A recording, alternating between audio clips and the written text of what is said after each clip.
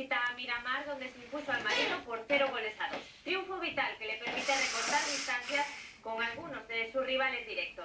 Ambos equipos saltaron al terreno de juego con unas camisetas en apoyo a Carlos Cuello, hermano del jugador azul Álvaro Cuello, que tuvo que dejar el Marino por una lesión.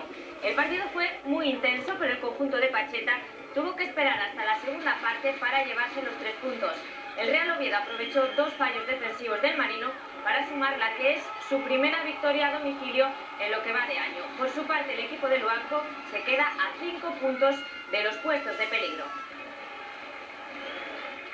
El duelo regional entre el Marino y el Real Oviedo cumplió el guión previsto. Un partido trabado en el que ambos equipos imprimieron un ritmo altísimo, pero eran los azules, hoy de blanco, quienes creaban peligro. Jorge Rodríguez, que reaparecía después de 5 meses lesionado, hacía bueno el lanzamiento defectuoso de Nano, pero el tanto no subió al marcador por fuera de juego del central gallego. En otra acción a balón parado, Pelayo, libre de marca, envió fuera el disparo de falta de Aitor Sanz. Los mismos protagonistas tuvieron la más clara para el Oviedo en el 37 de partido, remate del canterano que ataja Rafa Afonso. La última ocasión antes del descanso sería para el Marino, en un robo de balón de Alex Arias que culmina Prendes desde la frontal sin problemas para Lledó. El paso por los vestuarios no cambió la dinámica del partido y el Oviedo siguió buscando la portería marinista, pero con poco acierto. Hasta que un error de Queipo al ceder atrás hacia Rafa Afonso propició el primer tanto del partido para Nano. A falta de 15 para el final, el conjunto de Luanco se quedaba con 10 por la expulsión de Saavedra.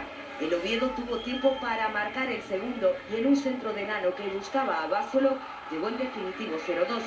Los azules suman su primera victoria a domicilio de 2012 y se quedan a 3 puntos de los puestos de ascenso. Hemos defendido muy bien ante un equipo que probablemente es el que mejor sale a la contra y que más jugadores tiene que conducen bien. Y eso lo hemos defendido bien, hemos estado muy intensos y al final ha llegado más por insistencia que por ocasiones de gol claras. ¿Que va a ser muy largo, muy duro y muy largo? El partido de hoy lo demuestra. No queda nada. No queda nada. Buah, vaya pelea las 12 jornadas que quedan. Nadie se hace la idea. Y va a ser así todos los días, ¿eh? Todos los días. Y hoy estoy orgulloso del equipo hasta las trancas. De los 11 que han jugado y de los 3 que han salido. Han salido como kamikazes. Si esos salen así, somos muy buenos.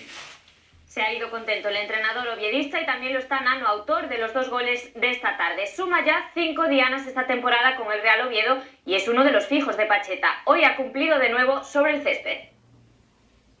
Tenía la intuición de que bueno, no me daba tiempo a pelearla por arriba y bueno, intuí que no la querría despejar y bueno, me colé por detrás. El balón iba parado solo y en ese momento que le di mal, bueno, no le di mal, sino que salió dirección portería y bueno, hablándolo con Rafa Afonso, pues en un amago de que el campo también estaba hablando y resbalaba, pues ha sido una suerte. Antes del encuentro, los aficionados azules que se desplazaron al Luanco se manifestaron por las calles de la localidad gozoniega en su trayecto hasta el campo de Miramar. Bajo el lema "Sin cambio no hay futuro", expresaron su malestar por la delicada situación económica que atraviesa el Real Oviedo. Una vez dentro del campo, Miramar registró la mejor entrada de la temporada. No cabía ni un alfiler para presenciar un choque que mantiene vivas las esperanzas de los seguidores oviedistas. Terminó el partido con victoria para el Real Oviedo, pero el fútbol que se vio esta tarde en Miramar, José Luis Quirós auguraba otro resultado. Ha hablado de lo ocurrido en el partido y también del juego de su rival. Con el 0-1 tuvimos nosotros el balón mucho más y combinamos mucho más que ellos. Lo que pasa que, claro, lógicamente, cuando estás 0-0 y ves que puedes y tal, ya no te atreves lo mismo que si vas perdiendo.